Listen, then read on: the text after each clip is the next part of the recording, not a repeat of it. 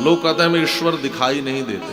अच्छा, कोई थोड़ी आस्तिकता की बात करे, हालांकि आस्तिक और नास्तिक शब्द को लेकर के अलग अलग प्रकार से लोग समझते हैं। दर्शन शास्त्रों ने माना है कि जो वेद को प्रमाण न माने उसको नास्तिक कहते हैं। नास्तिको वेद निंदकः।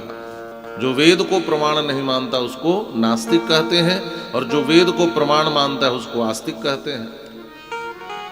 और जो ईश्वर को स्वीकार करे वह आस्तिक, जो ईश्वर को स्वीकार न करे वह नास्तिक, ऐसा भी मानते हैं। यदि आप आस्तिक हैं और आपने किसी से कहा कि हम ईश्वर को मानते हैं, तो सामने वाला तुरंत यह प्रश्न पूछता है कि क्या आपने ईश्वर को देखा है?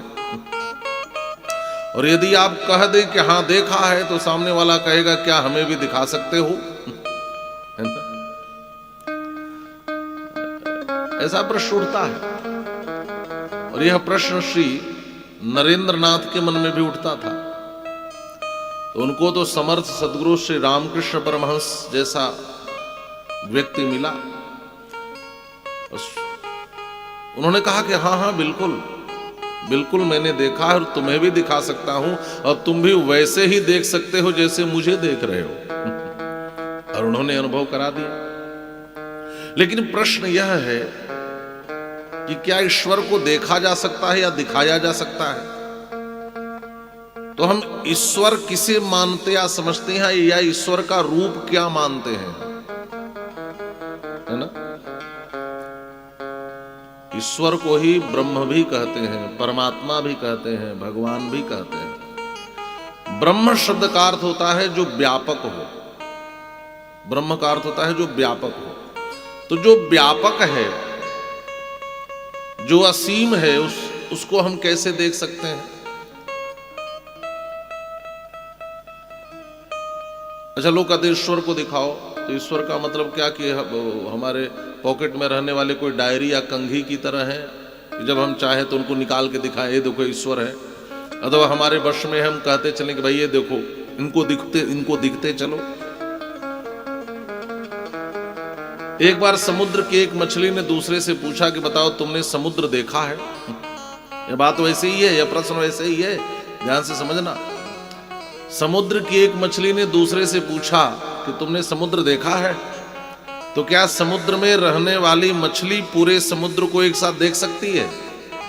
क्यों? क्योंकि वह स्वयं समुद्र के एक भाग में रहती है, पूरे समुद्र को नहीं देख सकती। और यदि वो समुद्र से बाहर निकलकर आ भी जाए तो उसकी आंखों में इतनी क्षमता नहीं है कि वह पूरे समुद्र को एक साथ देख सकती है। भागवतकार तो कहते हैं जितना जो कुछ दिख रहा है सब ईश्वर ही है। पाताल मेतस्य ही पाद मूलम। भगवान के कमर में ही यह पृथ्वी लोक है। भू के बाद भूः स्वः महः जनः तपः सत्य, यह ऊपर के लोक हैं। तल अतल बितल सुतल तलातल रसातल महातल पाताल, ये नीचे के लोक हैं। और भगवान के तलवे में ही पाताल बसा हुआ है। यह जो पूरा विराट जगत है यह भगवान का ही स्वरूप है। बस समझना यह है कि भगवान को कैसे समझा जाए, यह समझना है। और भगवान हम किसे समझते हैं यह भी समझना है। तो यह बात आरंभ में ही कह दी गई कि जो कुछ भी दिखाई दे रहा है यह भगवान का स्थूल रूप है। और जो श्री राम और कृष्ण आदि के रूप में भगवान प्रकट होते हैं, भगवान का सूक्ष्म रूप है, सूक्ष्म रूप। आइए बोलिए श्री सीतारामचंद्र भगवान की। बक्सर की कथा पूरी हो गई, अब अयोध्या में आरंभ हो गई। ये दोनों जुड़वा बहने हैं, और जहां भी कथा होती है वहां इनका दर्शन जरूर होता है। अभी हम लोग बक्सर में थे, पूज्य श्री मामा जी की पुण्य स्मृति में वहां कार्यक्रम था, तो वहां भी कथा में थी। अच्छा, अयोध्या में जहां भी कथा होती है ये कुछ ऐसे श्रोता हैं जो हर जगह आपको मिलेंगे। ये कथा रस रसिक लोग हैं। तो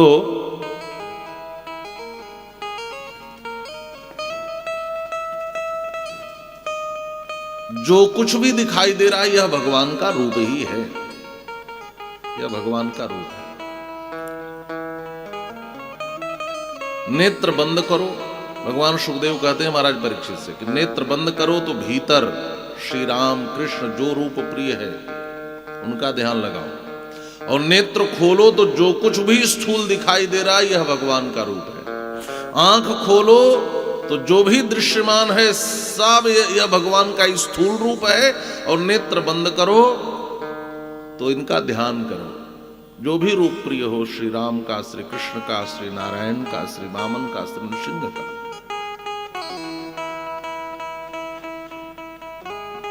भगवान के ही अंग प्रत्यंग में यह संपूर्ण ब्रह्मांड स्थित है।